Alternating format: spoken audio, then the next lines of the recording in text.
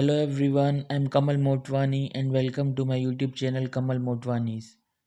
Today we are going to solve another IELTS writing task 2. The type of IELTS writing task 2 that we solved earlier were to what extent do you agree or disagree, and the second was discuss both points of view and give your opinion. So the type of writing task 2 which we are going to solve today is do the advantages outweigh disadvantages. So this is the third type of writing task 2 that we are going to solve today. So let's read out the statement. First, university students are increasingly studying abroad as part of their studies.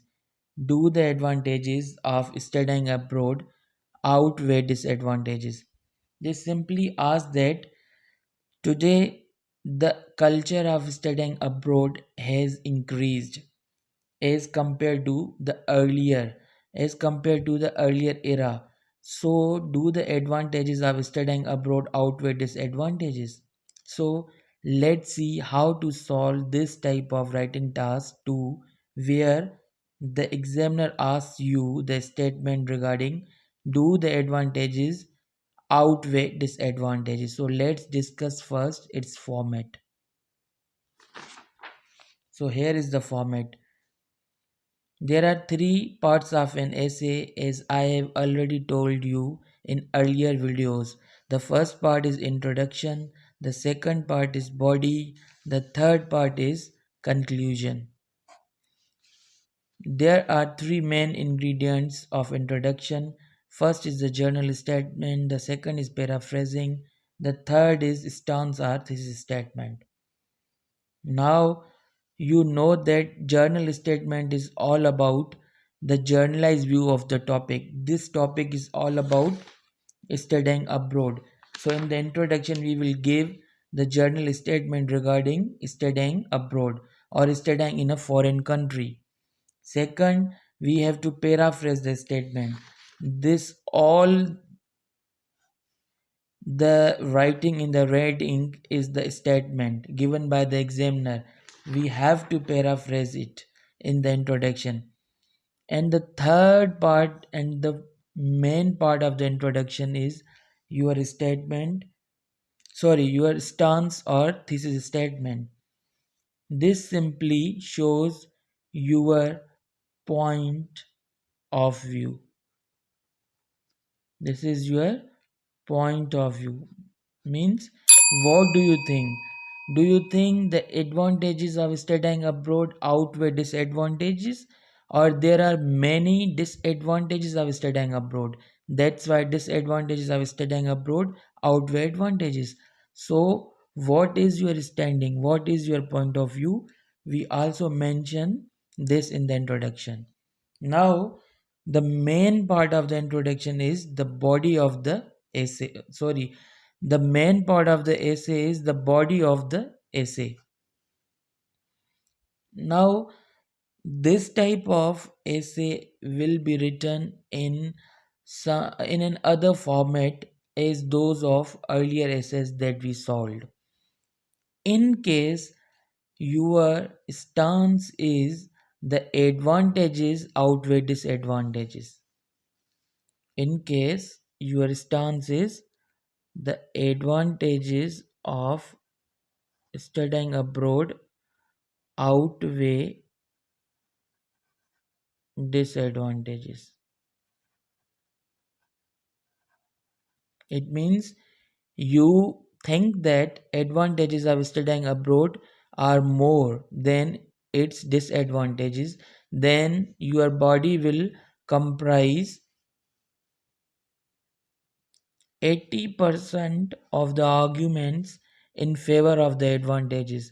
Means these three paragraphs will be regarding the advantages of studying abroad, and only 20% of the arguments will be in favor of the disadvantages. So it will be 80 to 20 in ratio. In case your disadvantages outweigh advantages, then it will be vice versa. Your first three paragraph will be disadvantages, and the last paragraph will be of the body, not conclusion of the body, will be regarding advantages. So it depends.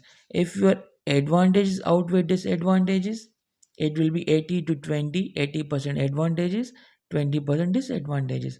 If your disadvantages outweigh advantages, then your 80% will be disadvantages and 20% will be advantages. But today, as we are going to solve this essay with the thesis statement that the advantages of studying abroad outweigh disadvantages, means there are more advantages and less disadvantages. So the arguments written in the format of first three paragraphs will be about the advantages, and only the one paragraph will be regarding disadvantages in the body of the essay.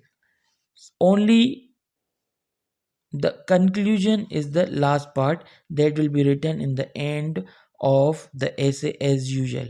Okay, let's move on. So coming back to the statement, university students are increasingly studying abroad. As part of their studies, do the advantages of studying abroad outweigh disadvantages? So let's start and write the introduction. So the first part of the introduction is the journal statement. The writing in the blue ink is the journal statement as being the first part of the introduction. Let's start. In the 21st century, hardly anybody wants to forego studies. So this is the journal statement which shows the importance of the education or the importance of the studies. Then the second part of the introduction is paraphrasing. So let's see how I have paraphrased the statement. So this writing in green ink is the paraphrased version of the statement. Let's read it. Nowadays, there is a widespread trend of choosing to study in a foreign country. This trend has both merits and demerits. See, I have replaced the word studying abroad with foreign to study with the phrase or the term to study in a foreign country. So this shows the paraphrased version of the statement, and this here it is also written this trend has both merits and demerits, because the essay is about do the advantages outweigh its disadvantages. So we must have plethora of synonyms for the word advantages and disadvantages, as the redundancy or the repetition seems not good in essay writing. So you must have plethora of synonyms for the words like advantages and disadvantages. The last part of the introduction is stance or thesis statement. So here my stance or the thesis statement is, however, I believe that its benefits surpass its drawbacks. Now see, the word outweigh I have replaced with the synonym surpass, and earlier I used the synonyms like merits and demerits for advantages and disadvantages. Now I have used benefits and drawbacks, benefits for the advantages and drawbacks for the disadvantages. This essay will delineate my stance on this matter. It means this whole essay is what I have narrated in this essay. What is my narration? My narration is its benefits surpass its drawbacks. So this essay will justify my statement with regards to the arguments. So let's see how I have written the body of the essay. Before Going through the body of the essay, let me tell you something. Whenever you are going to start your essay in the examination hall, you must brainstorm the topic. So let's see how to brainstorm the topic. As we are well acquainted with the format of the essay, because as I told you in the start of the video, we are going to solve this video in this perspective: advantages outweigh disadvantages. So we must have more of the advantages and less of the disadvantages. So let's see how I have brainstormed this topic. So this is the brainstorm version of the topic. This is the rough work that we have to do in the examination hall. So the advantages, let's read them. And access to the specialized program and resources to studying abroad gives us this advantage. Another advantage is it injects us the sense of responsibility, self-reliance, cultural diversity, and adaptability. These all are the qualities that we adopt when we study abroad. What are the disadvantages? A person feels nostalgic. It's natural that the feeling of homesickness, a person gets engulfed in such type of feeling when he or she is studying abroad. The a person is also faced with the language barriers when studying abroad. In case the country is not an English country, suppose in France you have to speak French. This is an ideal example. And financial burden, most importantly, because when we are well acquainted with the facts that when people or the students study abroad, they have to they have to maintain the financial cost of their studies, and the livelihood that they have to um earn for their livings over there. So this is the thing. Now what we have to do, we have to write all these advantages and disadvantages in the format of the body of the essay. So let's see how I have written all this in the body of the essay.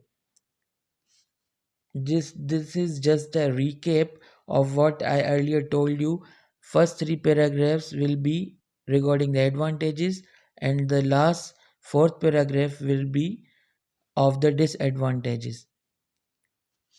And all these advantages we have to write in the format of first three paragraphs, and these advantages in the shape of the last paragraph. So let's move on. So here comes the first paragraph of the body of the essay. Among the innumerous advantages of studying abroad, the foremost benefit is that it provides one an access to the specialized programs and resources that may not be available in one's home country. Do notice that when you are using the pronoun one, its possessive case will be one's. Its possessive case will not be his or him. The possessive pronoun of one is one's.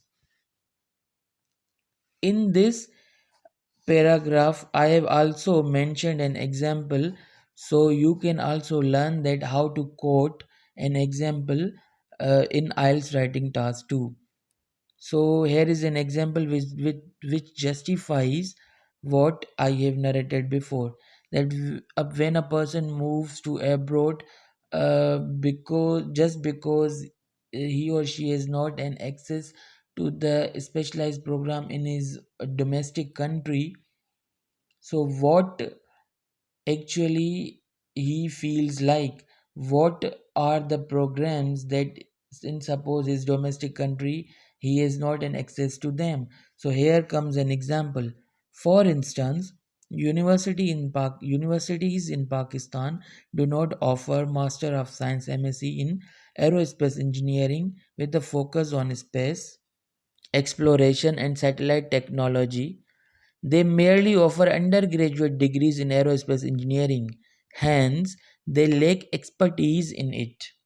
So, Pakistani students move to the United Kingdom where universities such as the University of Surrey or the University of Southampton offer specialized master's degrees with modules especially tailored specifically tailored to space exploration and satellite technology. This simply translates that universities of Pakistan do not offer masters in aerospace and satellite technology. So Pakistani students have to move to UK to adopt the degree of masters in this very program. So this is an ideal example. Just because Pakistani students do not have access to these programs in their own country, so they move to UK. So this is the advantage of studying in UK, or we can say this is the advantage of studying in a foreign country for the Pakistani students. Let's move on to the second paragraph, which also narrates another advantage of studying abroad or studying in a foreign country. Okay, so we have started this paragraph with the connector. Moreover, it means in addition to the earlier advantage or the advantage which we have narrated in the earlier paragraph or in the first paragraph. Okay, moreover, living independently in a foreign country. Now, here, notice that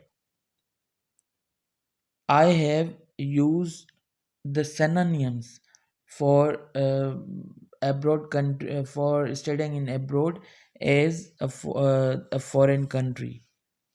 So it says living independently in a foreign country for the sake of studies injects a sense of responsibility, self reliance, and adaptability in an individual. He also learns to cope with the things on his own. So, these are basically the qualities which living independently in a foreign country injects in a person. Now, here comes the third paragraph with another advantage of living abroad. And other, I have started this paragraph with the connector. And other benefit of studying abroad is that a person gets himself acquainted with the cultural diversity. Thus, his personality becomes equipped with an understanding of diverse cultures, tolerance, and international exposure to delving into their amalgam. Amalgam means mixture. Okay, so here I have misspelled tolerance. It's like that. Okay, see, now all three paragraphs are replete with the advantages. It means I have narrated all these advantages in the format of these three paragraphs. Now the fourth paragraph will be justifying the disadvantages of studying abroad. Okay, so this paragraph I have started with the connector however. Why however? Because this paragraph is all about the disadvantages. However shows the other side of the story. That's why I have started this paragraph with however, and this paragraph is all about the disadvantages. However, studying abroad poses some challenges to an individual as well. Students may feel nostalgic and experience cultural barriers. Furthermore means moreover or in addition to this, language barriers obstruct means hinder, block, or impede academic performance of students. The financial burden often compels students to balance earning tuition fees and living costs along their studies. So notice that all these disadvantages I have comprised them in one paragraph. So let's move on the last part of the essay, which is conclusion. This last part of the essay I have started with the connector in conclusion as to indicate the examiner that this is the last part of the essay which is going to depict the end of the essay. In conclusion, opting for studies in a foreign country inculcates more advantages than disadvantages. See, now this is clear cut depicting my thesis statement. As studying abroad offers plethora of opportunities and opens up new horizons of knowledge for an individual. This conclusion is the crisp and very much to the point. Rather than beating about the bush in the conclusion, you should avoid such conclusions. But the way I have written the conclusion, this is very crisp and clear conclusion. You should also write conclusions like this for as of this format. So I hope now you are very much clear that whenever such type of statements are asked, do the advantages outweigh disadvantages, how to write these kinds of essay. First the introduction, the body, in the body if the advantages outweigh disadvantages, how to write them. Or in case your thesis statement is the advantages outweigh disadvantages, how to write them. I have also narrated this in this video, and the third part of the body is conclusion. Now here is an extra tip for you. If you want to fetch band 9 or 8 plus band, you should be very clear about the fact that you should use specific vocabulary or jargons regarding the topic that has been asked in your IELTS writing task 2, because it indicates that you are well versed with the topic. That hints the examiner that the candidate has vocabulary bank, or the candidate is well versed regarding the topic. So as this today's topic was regarding studying abroad or to opt studies in foreign countries, so in such type of topics we can use the vocabulary like academic performance, financial burden, cultural barriers, international exposure, self-reliance, and many more. You must have seen how aptly I have used such jargons into my writings. If you do so, I can guarantee you that these techniques will fetch you 8 plus band or even 9 band in IELTS writing task 2. And please, those who have not subscribed to my YouTube channel, kindly subscribe to my YouTube channel. I Because it motivates me, and I will bring you more such informative videos. Thanks a lot. I will see you in another video.